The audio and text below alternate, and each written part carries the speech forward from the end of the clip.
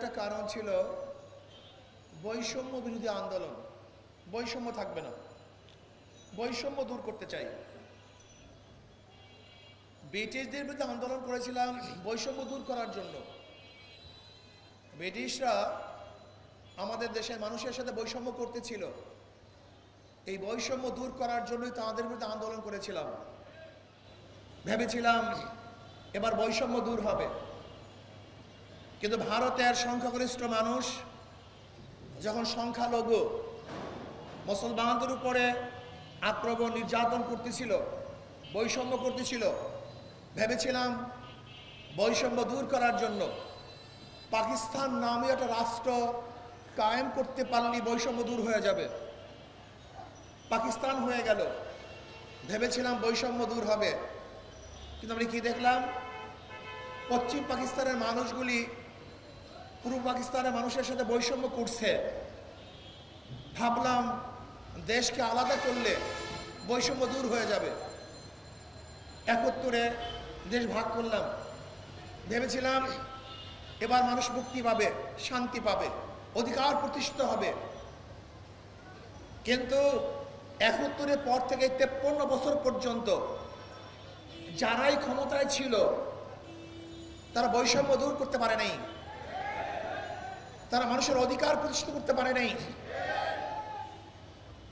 71 থেকে 2024 পর্যন্ত যারা ক্ষমতায় ছিল তারা দেশকে দুর্নীতিতে 5 বার চ্যাম্পিয়নশিপ করছে। তারা লক্ষ লক্ষ কোটি কোটি টাকা বিদেশে পাচার করেছে। যারা ক্ষমতায় ছিল বিচারবিহীন বহুত হত্যা করেছে, বহুত গুম করেছে, বহুত খুন করেছে।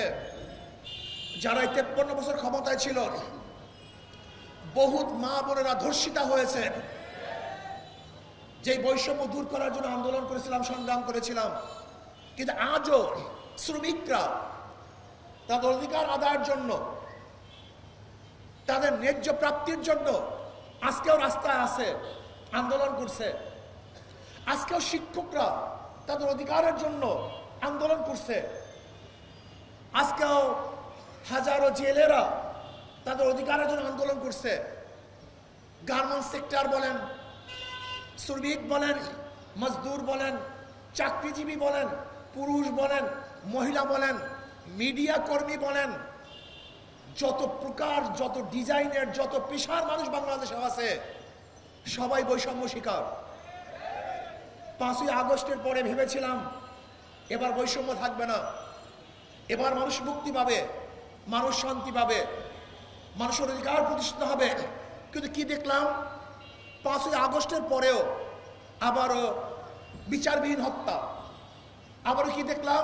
চাঁদাবাজি, আবারও কি দেখলাম? খুন, জুলুম, অত্যাচার, দখলদারি, আবার মিথ্যা মামলার সয়লাব, আবারও সন্ত্রাস, আবারও গুন্ডামি, আবারও বদমাশি, আবারও অত্যাচার, আবারও অবিচার। তার মানে আমাদের আন্দোলন এখনো শেষ হয় নাই, আমাদের সংগ্রাম এখনো শেষ হয় নাই, এখনো বৈষম্য দূর করতে পারি নাই। 5ই আগস্টের পরে অন্তর্বর্তীকালীন সরকারকে ভেবেছিলাম দেশের মাটি এবং মানুষের দিকে লক্ষ্য করে দেশ পরিচালনা করবেন, কিন্তু ওনারা কি করতেছেন? কোথার থেকে সেই ফারুকি নামীয় কোথার থেকে এদেরকে নিয়ে আসছে, উপদেষ্টা করেছেন।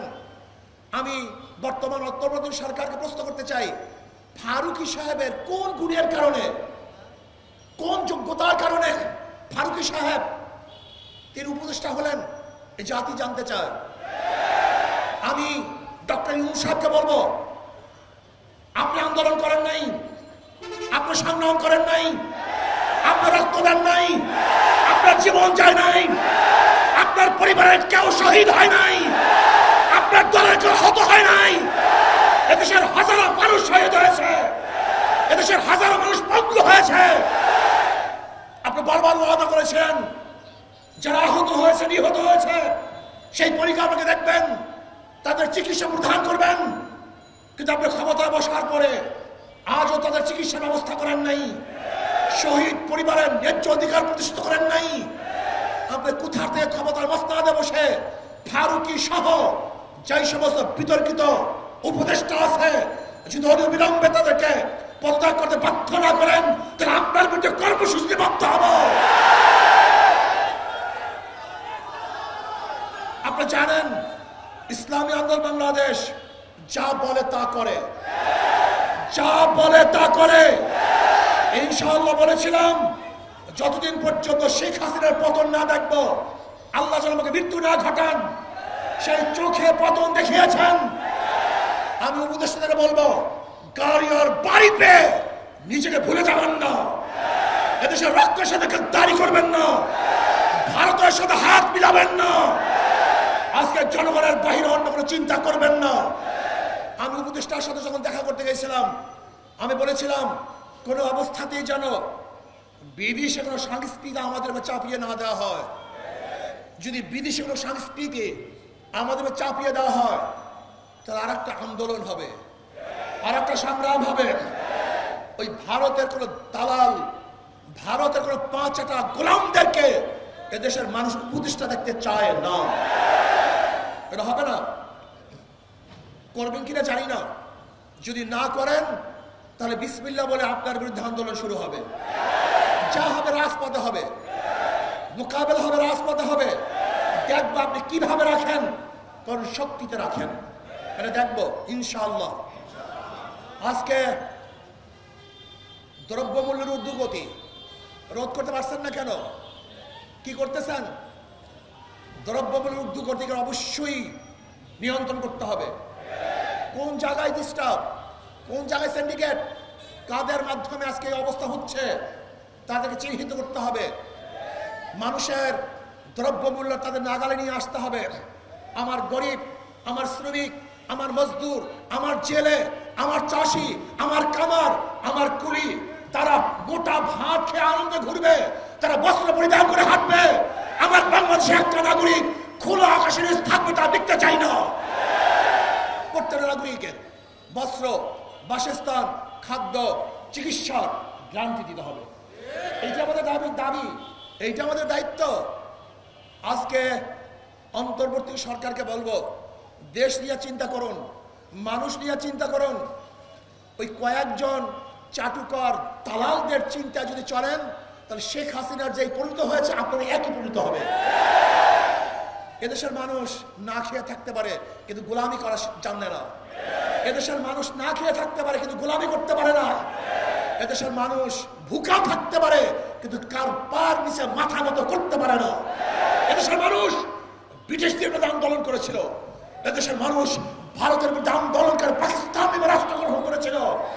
এদেশের মানুষ সেই পরাশক্তি পাকিস্তানের বিরুদ্ধে আন্দোলন করে বাংলাদেশের স্বাধীন করেছিল।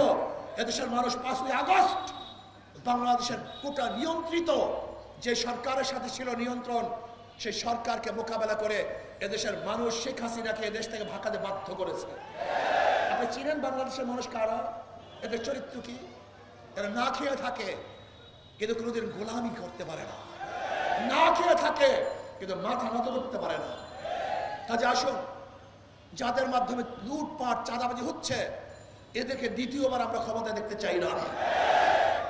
আজকে বিএনপি পুরো ইউটার্ন, ক্ষমতার জন্য পুরো ইউটার্ন। বিএনপির স্বাদ মেটে নাই, ওনাদেরকে আসলে পুরো অত্যাচার অবিচার করা এখনো হয় নাই। আওয়ামী লীগ সরকার যেই পরিমাণ নির্যাতন করছে তাতে ওনারা স্বাদ মিঠে নাই। ওনারা আবারও আওয়ামী লীগকে ক্ষমতা আনার জন্য পথ উন্মোচন করছেন।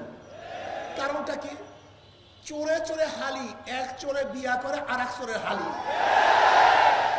এই 53 বছরে এরা সিন্ডিকেট করে বাংলাদেশকে লুটপাটের এক মহাসড়কে পরিণত করেছে। এরাই চাঁদাবাজি করেছে, এরাই দখলদারি করেছে, এরাই জুলুম করেছে, এরাই অত্যাচার করেছে, এরাই খুন করেছে, এরাই ধর্ষণ করেছে। জনগণকে ঐক্য হতে হবে, জনগণকে ঐক্য হতে হবে। যেই দলের মধ্যে চাঁদাবাজ আছে, যেই দলের মধ্যে খুনি আছে, গুমি আছে, দুর্নীতিবাজ আছে, তাদেরকে সাপোর্ট করবেন না, তাদের দল করবেন না, তাদেরকে ভোট দেবেন না। যদি জনগণ ঐক্য হন তাহলে কোনো দুর্নীতিবাজ আর ক্ষমতায় বসতে পারবে না। অন্তর্বর্তী সরকারকে বলবো, পিআর সিস্টেমে নির্বাচন দিতে হবে। সংখ্যানুপাতিক হারে নির্বাচন দিতে হবে। যদি সংখ্যানুপাতিক হারে নির্বাচন দেন তাহলে ওই সংসদ কোনো ফ্যাসিস্টকে আর জন্ম দিবে না, জনগণের সরকার হবে, কল্যাণময়ী সরকার হবে।